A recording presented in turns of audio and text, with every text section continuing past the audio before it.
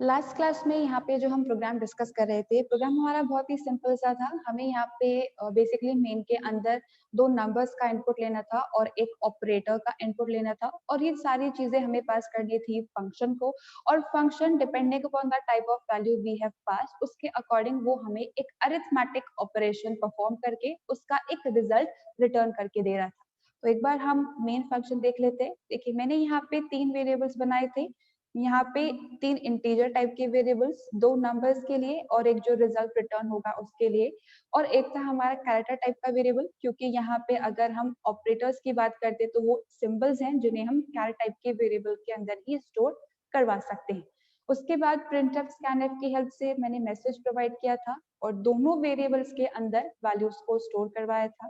अब यहाँ पे जब हम वैल्यूज को इनपुट करते हैं और एंटर प्रेस करते हैं तो हमारी बफर्ड मेमोरी में जब ऑलरेडी एक कैरेक्टर प्रेजेंट है तो दोबारा से वो हमसे इनपुट नहीं मांगता है। तो बफर मेमोरी को क्लियर करने के लिए यहाँ पे f/stdin को मैंने काम में लिया था हमारी स्टैंडर्ड इनपुट को क्लियर करने के लिए। और उसके बाद मैंने अगेन स्कैनफ की हेल्प से ओपी वेरिएबल के अंदर यानी कि ऑपरेटर का इनपुट लिया था, फॉलोड बाय फंक्शन की कॉलिंग। अब यहाँ पे सबसे पहले ये एक एक्सप्रेशन है। एक्सप्रेशन में हमेशा पहले राइट हैंड साइड वाला पार्ट पहले सॉल्व होता है, उसके बाद वैल्यू लेफ्ट हैंड साइड में प्रेजेंट जो वेरिएबल है उसमें असाइन होती है। तो अब यहाँ पर मैंने अरिथमेटिक नाम का जो फंक्शन क्रिएट किया था उसे मैंने n1, n2, op। अब यहाँ पे मैं ये नहीं कहूंगी कि मैंने वेरिएबल को पास किया है। यहाँ पे जब हम वेरिएबल की लिस्ट को मेंशन करते हैं तो यहाँ पे हो क्या रहा है, इनके अंदर जो वैल्यू स्टोर्ड है, लेट्स सपोज n1 के अंदर यूजर ने 10 दिया है, n2 के अंदर 5 और op के अंदर प्लस इनपुट किया है। तो यहाँ पे जब हमारी फंक्शन की कॉलिंग हो रही है तो अगर हम यहाँ पे किसी भी तरीके का एड्रेस काम में नहीं ले रहे हैं तो मतलब वो क्या रहा है, यहाँ पे हमारे पास में कॉल बाय वैल्यू काम कर रहा है जो बाय डिफॉल्ट है। तो यहाँ पे हमारे पास में जो वैल्यू है वो पास हो रही है, जो वेरिएबल्स के अंदर वैल्यू प्रेजेंट है वो पास हो रही है। ये कहलाता है हमारा कॉल बाय वैल्यू। तो चलते हम हमारे फंक्शन की तरफ। फंक्शन के अंदर बार बार इफ एल्स इफ को यूज करने से बेटर है कि हम स्विच केस को काम में ले लें, क्योंकि अल्टीमेटली सारा जो वर्किंग है वो हमें इस कैरेक्टर के बेसिस पे ही करवाना है। नंबर चाहे कुछ भी आए, जो ऑपरेटर होगा उसके बेसिस पे कैलकुलेशन होगी। तो यहाँ पे मैंने अरिथमेटिक नाम का एक फंक्शन क्रिएट किया है जो हमें कैलकुलेशंस परफॉर्म करके दे रहा है। अब यहाँ पे इंटीजर टाइप की वैल्यू ये हमें रिटर्न कर रहा है और फॉर्मल आर्ग्यूमेंट्स मैंने यहाँ पे 3 बनाए हैं, क्योंकि यहाँ पे जो हमारे पास में वैल्यूज आ रही हैं वो भी 3 ही हैं। अगर कम या ज्यादा आप काउंट कर देते हो तो फिर आती है प्रोग्राम में एरर। तो int a, int b, char c, तो 3 वेरिएबल्स अब यहाँ पे हमारे डिक्लेयर होंगे और साथ साथ में इनिशियलाइज भी होंगे, क्योंकि फंक्शन को कॉल करवाते टाइम हमने यहाँ पे वैल्यूज पास करी है। तो पहली जो वैल्यू है दैट इज n1 की वैल्यू विच इज 10, वो आके स्टोर होगी a नाम के वेरिएबल के अंदर। सेकेंड वेरिएबल है हमारा अगेन इंट टाइप का b वेरिएबल। अब ये सेकेंड वेरिएबल है तो कॉलिंग करवाते टाइम जो सेकेंड वैल्यू हमने पास करी है दैट इज 5, जो कि n2 के अंदर स्टोर्ड है, वो b के अंदर आके असाइन हो जाएगी। और थर्ड जो हमारा फॉर्मल आर्ग्यूमेंट है दैट इज कैर सी। तो यहाँ पे सी जो वेरिएबल है हमारा उसके अंदर क्या वैल्यू आएगी जो लास्ट पे हमने मेंशन करी है दैट इज प्लस। तो यहाँ पे ये 3 वेरिएबल्स डिक्लेयर होने के साथ साथ इनिशियलाइज भी हो गए हैं। अब यहाँ पर मैंने स्विच केस को काम में लिया है, आप चाहें तो इफ एल्स इफ को यूज करके भी इम्प्लीमेंटेशन करवा सकते हैं। तो स्विच सी, अब इसके अंदर जो भी वैल्यू होगी हम उस एक्सप्रेशन या उस वेरिएबल की वैल्यू को हर एक केस के आगे लिखी हुई वैल्यू से मैच करवाते हैं। जो भी केस मैच हो जाता है उसके अंदर लिखे हुए सारे स्टेटमेंट्स एग्जीक्यूट हो जाते हैं। तो सबसे पहले मैंने यहाँ पे केस के अंदर प्लस लिखा है। तो अब प्लस के केस में मैंने सिंपली ए और बी के अंदर जो वैल्यू है उसको ऐड करवाया और यहाँ पे उसे रिटर्न करवा दिया। तो यहाँ पे अगर आप चाहें तो किसी थर्ड वेरिएबल को क्रिएट करके रिजल्ट पहले उसमें स्टोर करवा सकते हैं, या फिर डायरेक्टली आप एक्सप्रेशन के तौर पे भी काम कर सकते हैं। स्टेटमेंट जो मैंने लिखा है that is return a plus B. तो सबसे पहले a और b के अंदर जो वैल्यू है दैट इज 10 एंड 5, उनका एडिशन होगा यानी कि 15, एक सिंगल वैल्यू जनरेट होगी और फिर वो हमारे इस फंक्शन से रिटर्न होगी। अब रिटर्न कहाँ पे होगी, जहां से फंक्शन को कॉल किया गया है। तो ans जो वेरिएबल है हमारा उसके अंदर 15 जाके असाइन हो जाएगा। नाउ लेट्स अज्यूम कि यहाँ पे यूजर ने हमें मल्टीप्लीकेशन का सिंबल प्रोवाइड किया होता, तो यहाँ पे ना प्लस मैच करता ना माइनस मैच करता, मल्टीप्लीकेशन वाला केस हमारा मैच करता। तो अब यहाँ पे return a multiply by b, तो 10 मल्टीप्लाई बाय 5 होता है 50, तो 50 वैल्यू यहाँ पे हमारे पास में रिटर्न होती। Same goes for division and modulus as well. लेकिन अब यहाँ पे हमारे पास में जो एक स्टेटमेंट मिसिंग है, जो हम स्विच केस में हमेशा से काम में लेते हैं, दैट इज ब्रेक। और ब्रेक को क्यों काम में लिया जाता है? किसी भी एक केस की वैल्यू अगर मैच हो जाती है तो उसके बाद जितने भी हमारे केसेस लिखे होते हैं उनके सारे स्टेटमेंट्स एग्जीक्यूट हो जाते हैं। तो सारे स्टेटमेंट्स एग्जीक्यूट नहीं करवाने, हमें यहाँ पे सिर्फ जो ऑपरेटर इनपुट किया गया है उसके रिस्पेक्ट में टास्क परफॉर्म करवाना है, तो हम ब्रेक को काम में लेते हैं। लेकिन जब मैंने आपको रिटर्न स्टेटमेंट का बेसिक डिस्क्रिप्शन बताया था, तब मैंने आप लोगों को कहा था कि जो रिटर्न होता है हमारा, वो वैल्यू को रिटर्न करने के साथ साथ फंक्शन को टर्मिनेट करने का काम भी करता है। तो अगर मैंने यहाँ पे लिखा है रिटर्न a प्लस बी, तो कैलकुलेशन होगा, वैल्यू रिटर्न होके हमारा जो एग्जीक्यूशन पॉइंटर है वो इन स्टेटमेंट्स पर जाएगा ही नहीं, बल्कि डायरेक्टली पहुंच जाएगा उस स्टेटमेंट पर जहां से इसकी कॉलिंग हुई है। इसी वजह से मैंने यहाँ पे ब्रेक को काम में नहीं लिया है। अगर आप यहाँ पे रिटर्न नहीं करवाते वैल्यू को, सिंपल आप प्रिंटफ की हेल्प से यहीं पे रिजल्ट आप प्रिंट करवा रहे होते, तो फिर आपको ब्रेक स्टेटमेंट को काम में लेना होता, क्योंकि यहाँ पे किसी भी तरीके से फंक्शन बीच में टर्मिनेट नहीं हुआ, आपको केस खुद से एंड करना पड़ेगा। लेकिन क्योंकि यहाँ पे रिजल्ट रिटर्न हो रहा है, तो रिटर्न वैल्यू को रिटर्न करने के साथ साथ फंक्शन को एंड करने का काम भी करेगा। तो अब जिस तरीके से प्लस की वर्किंग है, उसी तरीके से minus, multiplication, division and modulus की भी वर्किंग है। अब मान लीजिए इसमें से किसी भी तरीके का कुछ भी ऑपरेटर यूजर ने इनपुट नहीं किया, लेट्स अज्यूम कि उसने यहाँ पे ग्रेटर देन का सिंबल इनपुट कर दिया। अब ग्रेटर देन तो अरिथमेटिक की कैटेगरी में नहीं आता है, तो जब हमारे सारे केसेस मैच नहीं होते हैं तो हम कहाँ पहुंच जाते हैं? डिफॉल्ट के अंदर। तो डिफॉल्ट के अंदर मैंने यहाँ पे रिटर्न करवा दी है एक simple integer value, that is -1। देखिए, जब भी हम इंट को काम में लेते हैं तो बाय डिफॉल्ट साइंड इंट काम करता है, यानी कि minus and plus, positive and negative, दोनों टाइप की वैल्यूज को वो कंसिडर करेगा। तो उस केस में मैंने यहाँ पे -1 को रिटर्न करवा दिया है। अब रिटर्न करके वैल्यूज तो एएनएस वेरिएबल के अंदर ही स्टोर हो रही है। तो अब मैंने चेक किया है कि अगर एएनएस की वैल्यू -1 है, मतलब क्या है कि यूजर ने गलत ऑपरेटर इनपुट किया है, उसको एक्सेप्ट नहीं करना, तो एरर मैसेज प्रिंट करवा दो। लेकिन अगर यहाँ पे कोई और लॉजिकली करेक्ट वैल्यू आती है तो उस केस में मुझे प्रिंटिंग करवानी है। तो जो भी हमारे पास में रिजल्ट होगा वो इस वेरिएबल के अंदर आएगा। उसके बाद इफ की हेल्प से मैंने चेक किया है कि एएनएस के अंदर क्या वैल्यू है। If ANS is equals to -1, तो मैंने सिंपल प्रिंटफ की हेल्प से एक मैसेज प्रिंट करवाया है, दैट इज इनवैलिड ऑपरेटर। और एल्स मैंने फिर यहाँ पे रिजल्ट को प्रिंट करवाया, तो printf result colon %d ANS. तो अगर यहाँ पे प्लस ऑपरेटर होगा तो रिजल्ट कोलन 15, मल्टीप्लीकेशन होगा तो result colon 50 and so on, हमारे पास में आउटपुट आ जाएगा। तो कुछ इस तरीके से यहाँ पे स्विच के केस में वर्किंग हो रही है। एक बार मैं फिर से रिपीट कर रही हूँ, ये सेम चीज अगर आपने रिटर्न नहीं करवाई है वैल्यू और आपने प्रिंटफ को काम में लिया है तो फिर ब्रेक को काम में लेना पड़ेगा, वरना जो केस मैच हुआ है उसके बाद के सारे स्टेटमेंट्स एग्जीक्यूट हो जाएंगे, तो आउटपुट गड़बड़ हो सकता है। तो रिटर्न के केस में यहाँ पे अगर आप ब्रेक को काम में ले भी लेते हैं तो प्रोग्राम में एरर नहीं आती है, पर वार्निंग आती है। वार्निंग आएगी अनरीचेबल कोड की। अब अनरीचेबल कोड का मतलब ये होता है कि आपने अपने प्रोग्राम के अंदर कोई एक ऐसा स्टेटमेंट लिख दिया है जिस पॉइंट पर हम कभी पहुंचेंगे ही नहीं। क्यों नहीं पहुंचेंगे? जब ऑलरेडी आपने इस फंक्शन को यहीं पर एंड कर दिया है तो इसके बाद वाले स्टेटमेंट पर जाएगा ही क्यों? हमारा फंक्शन यही एंड हो गया। तो इसी वजह से अगर आप इसे काम में ले भी लेते हैं तो आपके पास में वार्निंग आएगी, तो वो एरर नहीं है, ये चीज आपको ध्यान रखनी है। अब इस प्रोग्राम के किसी भी स्टेटमेंट में किसी को कुछ प्रॉब्लम है या फिर किसी ने कुछ गलती नोट करी है तो आप पूछ सकते हैं।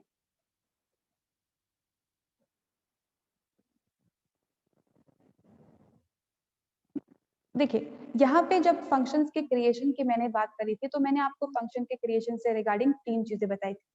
एक था हमारा फंक्शन का डेफिनेशन, एक फंक्शन की कॉलिंग, और एक था हमारा फंक्शन का declaration, that is function prototype. अब प्रोटोटाइप का जो लॉजिक होता है, जो कंसेप्ट होता है, वो ये होता है कि जब भी हम यहाँ पर मेन के बाद अगर फंक्शन क्रिएट करते हैं तो वो प्रॉब्लम करता है। प्रॉब्लम क्यों करता है? क्योंकि स्टेटमेंट्स एग्जीक्यूट होना स्टार्ट हुए from the very first line, यानी कि इंक्लूड के बाद अब डायरेक्टली मेन आ गया है। तो अब जब ये अरिथमेटिक को सर्च करेगा तो अरिथमेटिक तो कहीं बना हुआ ही नहीं है, तो फिर ये हमें एरर थ्रो करता है। लेकिन हमने यहाँ पे किसी भी तरीके का प्रोटोटाइप नहीं बनाया, फंक्शन को हमने बाद में बनाया, फिर भी हमारे प्रोग्राम के अंदर एरर नहीं आई।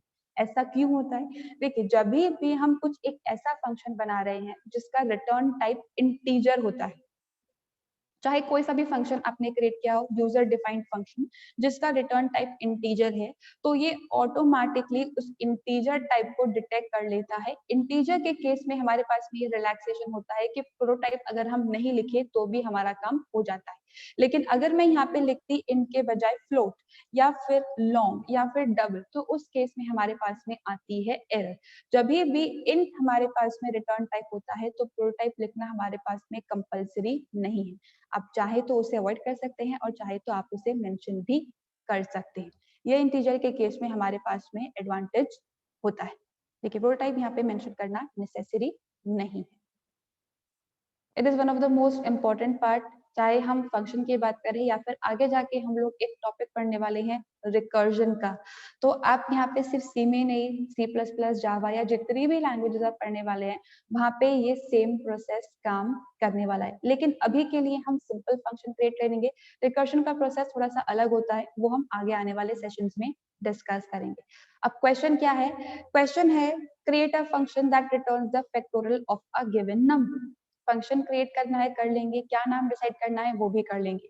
अब फैक्टोरियल पहले हमें क्या करना पड़ता है, हर एक प्रोग्राम का रिक्वायरमेंट एनालिसिस और क्या क्या चीजें हमें चाहिए वो चीजें हमें डिसाइड करनी होती है, उसके बाद हम प्रोग्राम को डिजाइन या फिर क्रिएट करने का काम करते हैं।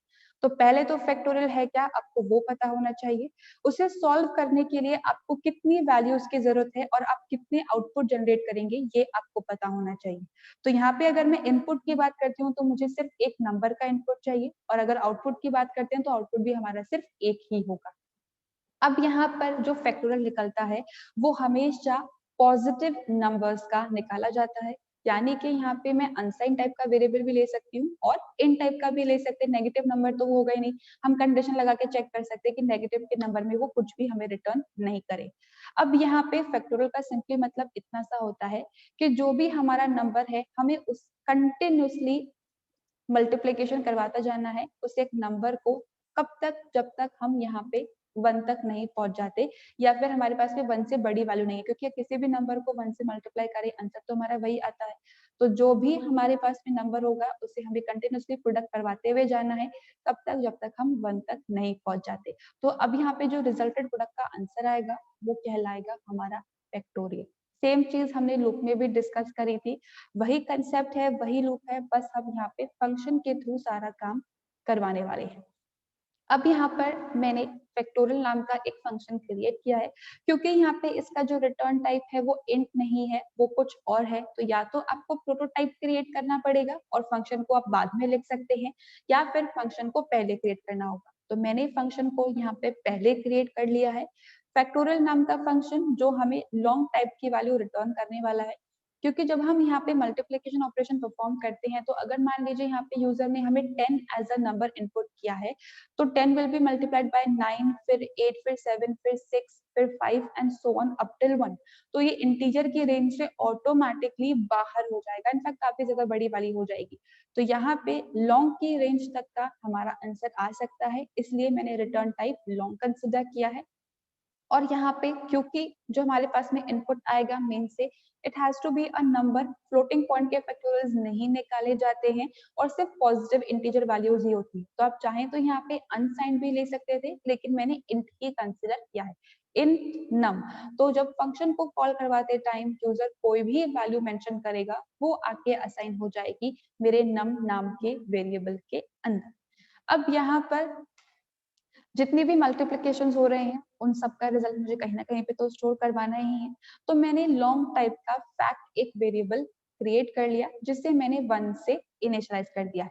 अब देखिए यहाँ पे हमारे पास में लूप चलाने के दो तरीके हैं, एक होता है रिवर्स ऑर्डर में और एक होता है हम 1 से काउंटिंग स्टार्ट कर ले।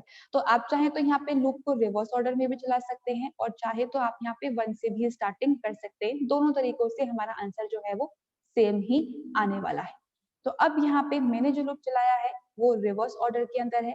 पहले मैं इस वैल्यू को मल्टीप्लाई करवाऊंगी, फिर इसकी -1 वैल्यू से, देन उसकी -1 वैल्यू से and so on up till 1। अब चाहे तो 1 से लेके less than equal to number तक का लूप चला सकते हैं, तो भी मल्टीप्लिकेशन बिल्कुल वैसे ही होगा और आंसर भी हमारा सेम ही आएगा। अब while num is greater than 1, let's assume कि यहाँ पे यूजर ने जो हमें नंबर पास किया है वो है हमारे पास में 4, ठीक है। तो 4 greater than 1, of course condition true है हमारी। तो जब लूप की कंडीशन ट्रू होती है तो हमारे स्टेटमेंट्स एग्जीक्यूट होते हैं। तो मैंने यहाँ पे लिखा है fact is equals to fact multiply by num. तो यहाँ पे अब एक्सप्रेशन है, पहले राइट हैंड साइड वाला पार्ट सॉल्व होगा। फैक्ट के अंदर स्टार्टिंग वैल्यू क्या है 1। 1 को अगर मैं 4 से मल्टीप्लाई करूं तो आंसर आता है मेरे पास में 4। अब ये कहाँ जाके स्टोर हो जाएगा, इस फैक्ट नाम की वेरिएबल के अंदर जाके स्टोर हो जाएगा। उसके बाद मैंने यहाँ पे नम वेरिएबल के अंदर 1 का डिक्रीमेंट कर दिया। अब चाहे तो यहाँ पे आप डायरेक्ट स्टेटमेंट लिखिए, कंपाउंड असाइनमेंट ऑपरेटर की हेल्प से लिखिए, या फिर आप डायरेक्टली डिक्रीमेंट ऑपरेटर को भी काम में ले सकते हैं। Either way it will work. तो नम -1 इक्वल्स टू 1 का मतलब ये है कि नम की जो भी करंट वैल्यू है उसमें से -1 कर दो, तो करंट वैल्यू 4 है, 4 में -1 करेंगे तो इट विल बिकम 3। अब फिर से हमारा लूप चलेगा। नम की करंट वैल्यू क्या है अब 3, 3 is greater than 1, of course बड़ी है तो कंडीशन फिर से ट्रू है। फिर से हमारे स्टेटमेंट्स एग्जीक्यूट होंगे, fact is equals to fact multiply by num. Last time fact की जो वैल्यू थी दैट वाज 4। 4 को अगर नम की करंट वैल्यू से मल्टीप्लाई करूं विच इज 3 से मल्टीप्लाई करूं तो 4 3 जा हमारे पास में 12 होता है और ये 12 जाके स्टोर हो जाएगा इस फैक्ट नाम की वेरिएबल के अंदर। अब फिर से नम के अंदर डिक्रीमेंट वैल्यू बन जाएगी 2।